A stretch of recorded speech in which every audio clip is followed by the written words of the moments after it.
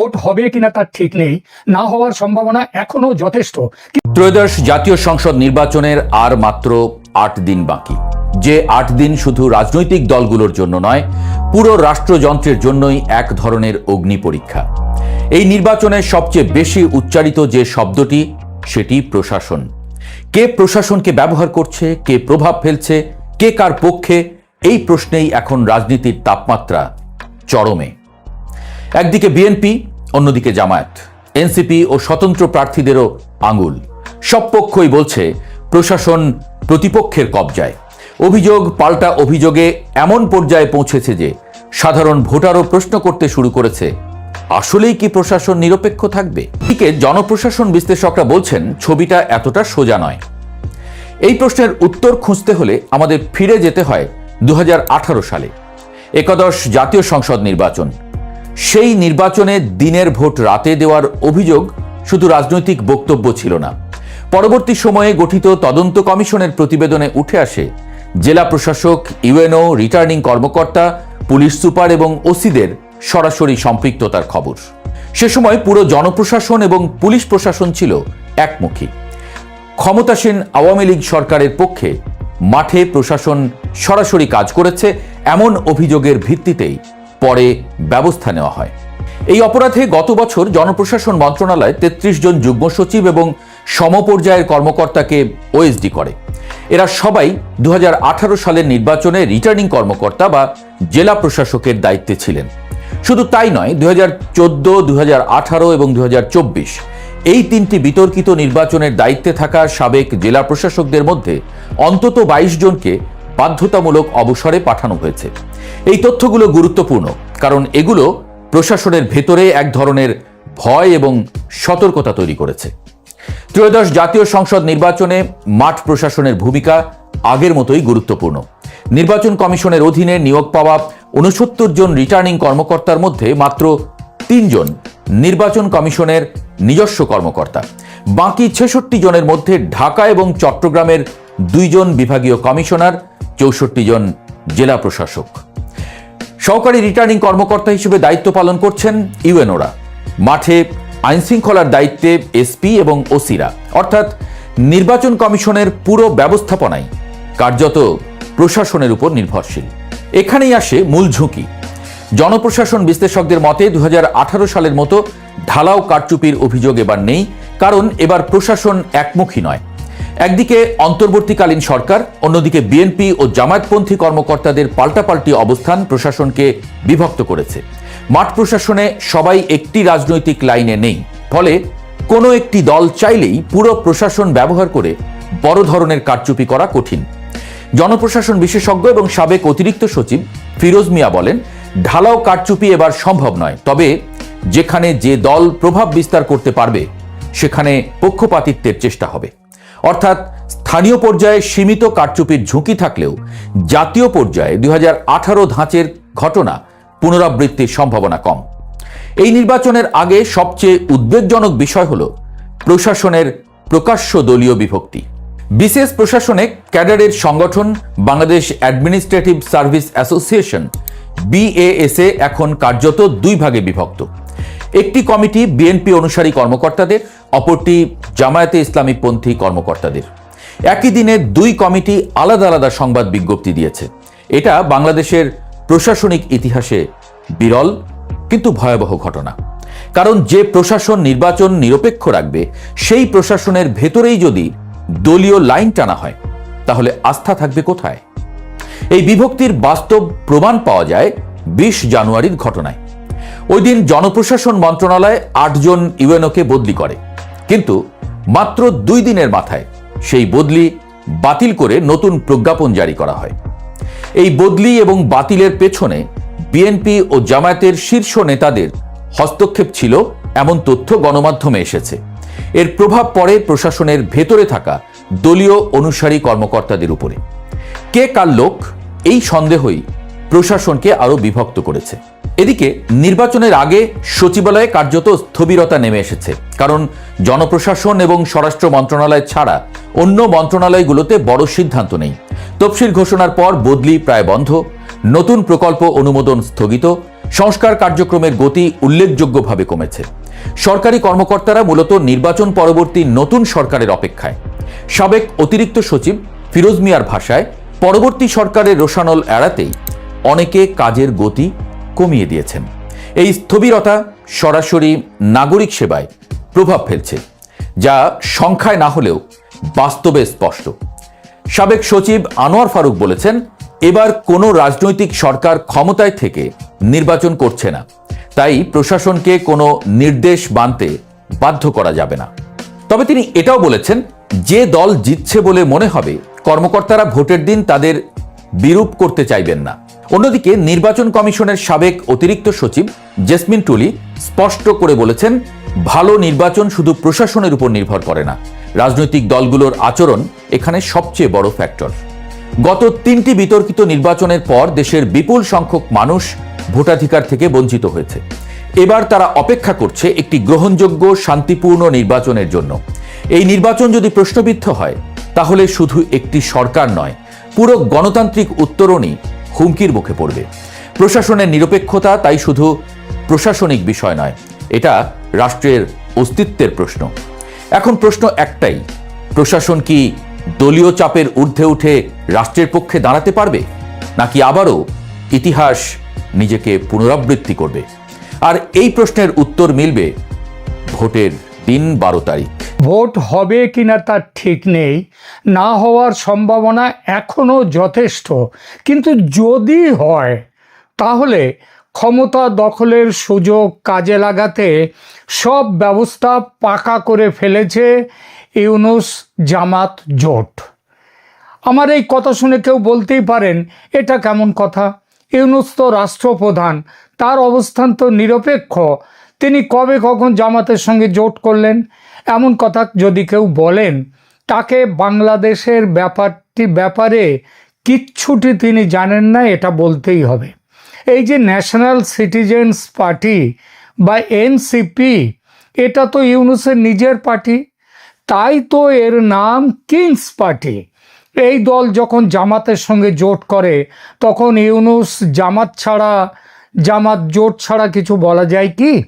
এই জোট ক্ষমতা ধরে রাখার জন্যে, মানে এতদিন তো বিনা নির্বাচনে ক্ষমতা রেখে দিয়েছে, এখন নির্বাচনের যদি হয়, তাহলে নির্বাচনে এই জোট ক্ষমতা ধরে রাখার জন্য যা শুরু করে দিয়েছে, সেটা অবাক করার মতো। এটা দেখলে বোঝা যাবে কেমন ভোট হতে চলেছে বাংলাদেশে। বাংলাদেশের মেইন স্ট্রিম সংবাদ মাধ্যম বর্তমানে জামাতের কোলে বসে আছে, তাই এই সব খবর কোথাও নেই। কিন্তু কিছু বিদেশে বসে থাকা বাংলাদেশের ইউটিউবার সামাজিক মাধ্যমে এই নিয়ে যা বলছেন, এটুকুই যা। কিন্তু ভারতের গোয়েন্দাদের কাছে এসব খবর বিস্তারিত পৌঁছে গেছে যে বাংলাদেশে ভোটে কি হতে চলেছে। ঠিক ভোটের 1.5 সপ্তাহ আগে নিরাপত্তা বাহিনীর একটি বিশেষ শ্রেণীকে দিয়ে বুথ দখলের, ভোট কেন্দ্র দখলের পাকা ব্যবস্থা হয়ে গেছে। এই বিশেষ নিরাপত্তা বাহিনীটি হলো র্যাব বা র্যাপিড অ্যাকশন ব্যাটালিয়ন। বলা নিষ্প্রয়োজন, তবু বলি, এটি বাংলাদেশের একটি এলিট প্যারামিলিটারি ফোর্স। সংস্থাটি বাংলাদেশের সেনা বিভাগের অধীনে নয়, গৃহ মন্ত্রণালয়ের অধীনে। গতকাল থেকে এলিট ফোর্স র্যাবের নাম পরিবর্তন করে রাখা হয়েছে SIF বা স্পেশাল ইন্টারভেনশন ফোর্স। স্বরাষ্ট্র উপদেষ্টা জানিয়েছেন, শুধু নামেই নয়, বাহিনীর ইউনিফর্ম, লোগো এবং কার্যপদ্ধতিতেও বড় পরিবর্তন আনা হয়েছে। অন্তর্বর্তী সরকার যখন চলে যাওয়ার মুখে, যখন নির্বাচনের মাধ্যমে নতুন নির্বাচিত সরকার গঠনের উদ্যোগ চলছে, তখন কেন এত তাড়াহুড়ো করে র্যাবের খোল নলছে বদল করা হচ্ছে? মেটিকুলাস ডিজাইনার জামাত ইউনূসের এটা এক বড় ডিজাইন। সেই ডিজাইনের আলোচনার আগে দেখা যাক এই যে নির্বাচন অনুষ্ঠানের কথা চলছে, সেখানে দেশের নিরাপত্তা বাহিনীর সদস্যদের কিভাবে ব্যবহার করা হবে। নির্বাচন কমিশনের চূড়ান্ত পরিকল্পনা অনুযায়ী এবারের নিরাপত্তায় প্রায় 8 লক্ষ সদস্য মোতায়েন থাকছেন। বিভিন্ন বাহিনীর ভূমিকা এরকম: সেনাবাহিনীর থাকবে 1 লক্ষ সদস্য, তারা স্ট্রাইকিং ফোর্স হিসেবে কাজ করবে, সরাসরি ভোট কেন্দ্রে থাকবে না, তবে জরুরি প্রয়োজনে ডাকলে তারা দ্রুত সাড়া দেবে। পুলিশ বাহিনীর 1.5 লক্ষ সদস্যকে ব্যবহার করা হবে। তারা কোথায় থাকবে? ভোট কেন্দ্রের বাইরে তারা টহল দেবে এবং এলাকার শান্তি শৃঙ্খলা বজায় রাখার কাজে থাকবে। এরপর বিজিবি বা বর্ডার গার্ডস বাংলাদেশ, এদের 35,000 সদস্য, তারা সীমান্ত জেলাগুলোতে এবং ঢাকার গুরুত্বপূর্ণ এলাকায় টহলদারি করবে। এরপর আনসার বা ভিডিপি, আনসার এবং ভিডিপি মানে ভিলেজ ডিফেন্স পার্টি, তার প্রায় 5.5 লক্ষ সদস্য থাকবে। প্রতিটি ভোট কেন্দ্রের অভ্যন্তরীণ নিরাপত্তা এবং ভোটারদের লাইন নিয়ন্ত্রণের প্রধান দায়িত্ব এদের হাতে, মানে এরা থাকবে বুথের ভেতরে। এদের হাতে সাধারণভাবে কোনো আগ্নেয়াস্ত্র থাকবে না। র্যাব বা পরিবর্তিত নাম SIF এর কথায় এবার আসি। SIF এর সদস্য সংখ্যা মোট 12,000-এর মতো। নির্বাচনে এদের কোনো নির্ধারিত ভূমিকা নেই। এদের ওপর দায়িত্ব ঝুঁকিপূর্ণ যে সমস্ত কেন্দ্র ও সন্ত্রাস দমন করবার জন্য বিশেষ মোবাইল টিম হিসেবে এরা কাজ করবে। আর এখানেই সরকারের বিশেষ পরিকল্পনা তৈরি হয়েছে। আগেই বলেছি, এদের পোশাক আশাক সব পাল্টে দেয়া হয়েছে। এই পোশাক পরিবর্তনের পেছনে একটা খুব বড় খেলা কাজ করছে। সেই খেলা যে খুব একটা গোপন রাখা গেছে তা নয়। খবর পাওয়া গেছে SIF এর সদস্যদের জন্য নতুন পোশাকের যত লাগবে তার অতিরিক্ত 20,000 অতিরিক্ত পোশাকের অর্ডার গেছে। এই অতিরিক্ত পোশাক দেয়া হবে কাদের জন্য আনা হচ্ছে? জামাত NCP জোটের যে বিশেষ হারমাদ বাহিনী আছে তাদের জন্য। তারা এই ইউনিফর্ম ব্যবহার করে বুথ দখলের জন্য নির্দিষ্ট ভোট কেন্দ্রগুলোতে গিয়ে হাজির হবে, হামলা চালাবে। এই গুজব, মানে এটা যে গুজব বা অমূলক আশঙ্কা তা কিন্তু নয়। এই আশঙ্কার কথা পৌঁছে গেছে সেনাবাহিনীর কাছেও। আর সেটা নিয়ে সেনাবাহিনী, গোয়েন্দা সংস্থাগুলো এবং বর্তমান SIF মানে যারা র্যাব, সেই কর্তৃপক্ষ অত্যন্ত সতর্ক অবস্থানে রয়েছে। কারণ তাদের নজরের বাইরে এই 20,000 পোশাকের অর্ডার দেওয়া হয়েছে। সেই পোশাকগুলো পরে অন্যরা যাবে। গতকাল ওই হারমাদরা যাবে। গতকাল 3রা ফেব্রুয়ারি গাজীপুরের BRRI সম্মেলন কক্ষে 3 বাহিনীর প্রধানের এক গুরুত্বপূর্ণ বৈঠক হয়েছে। 3 সেনার 3 বাহিনী। নির্বাচনের ঠিক 9 দিন আগে এই ধরনের উচ্চ পর্যায়ের সমন্বয় সভা, এটা মূলত নিরাপত্তার যে নতুন যে একটা নিরাপত্তার সংকট এসছে সেই সংকট মোকাবিলা করার উদ্দেশ্যে। সেনাপ্রধান জেনারেল ওয়াকারুজ্জামান, নৌবাহিনী ও বিমান বাহিনী প্রধানদের উপস্থিতিতে এই বৈঠকে প্রধানত ইনএড টু সিভিল পাওয়ার এর আওতায় সেনাবাহিনী কিভাবে বেসামরিক প্রশাসনকে সহায়তা করবে তা চূড়ান্ত করা হয়েছে। বৈঠকে গাজীপুর, নরসিংদী ও নারায়ণগঞ্জ জেলার DC, SP এবং বিভাগীয় পর্যায়ের কর্মকর্তাদের সাথেও সমন্বয় করা হয়। এই বৈঠকের মূল বার্তা কি? বাহিনীর সদস্যদের পেশাদারিত্ব, নিরপেক্ষতা এবং ধৈর্য বজায় রেখে জনগণের বন্ধু হিসেবে দায়িত্ব পালনের কঠোর নির্দেশ দেওয়া হয়েছে। SIF এর পোশাক ব্যবহার করে হাতমাদ্রা বুথ দখল করে ছাপ্পা ভোট দিতে এলে কিভাবে সেটা রুখে দেওয়া যাবে সেটা নিয়েও কিছু ব্যবস্থার কথা বলা হয়েছে। যদি অতিরিক্ত 20,000 পোশাক তৈরির কথা কেবলমাত্র গুজব হতো, তাহলে সেনা এই প্রতিরোধমূলক ব্যবস্থা কেন নিতে গেল? খবর মিথ্যে হলে এই ব্যবস্থা নেওয়ার কথাই উঠতো না, তাই নয় কি? পোশাক বিতর্কের প্রেক্ষিতে কি ব্যবস্থা নিচ্ছে সেনা? গতকাল কি ঠিক হয়েছে? গতকাল জেনারেল ওয়াকারুজ্জামানের সভাপতিত্বে সেনাবাহিনীর অফিসাররা গাজীপুর বৈঠকের সূত্র ধরে সিদ্ধান্ত নিয়েছে যে এসআইএফ এবং সেনাবাহিনীর নতুন ইউনিফর্মে বিশেষ হলোগ্রাম এবং কিউআর কোড সম্বলিত ডিজিটাল আইডি থাকবে। ফলে কোনো সিভিলিয়ান বা ক্যাডার তারা যদি বাহিনীর পোশাক পরে জালিয়াতি করতে চায়, তাৎক্ষণিকভাবে তাদের শনাক্ত করা সম্ভব হবে। কি বোঝা গেল সেনার এই সিদ্ধান্ত থেকে? বোঝা গেল পোশাক বিতর্ক, ওই 20,000 নতুন পোশাক, এক্সট্রা পোশাক তৈরি করে হারমাদদের দিয়ে দেওয়ার যে খবর, এটা কেবল ভিত্তিহীন খবর নয়, এটা বাস্তব। কিন্তু কথা হলো, সর্ষের মধ্যেই যেখানে ভূত, সেখানে ভূত তাড়াবে কে? প্রশ্ন ওঠে, কে এই হলোগ্রাম লাগাবে? সেনা নাকি সরকারের স্বরাষ্ট্র দপ্তর?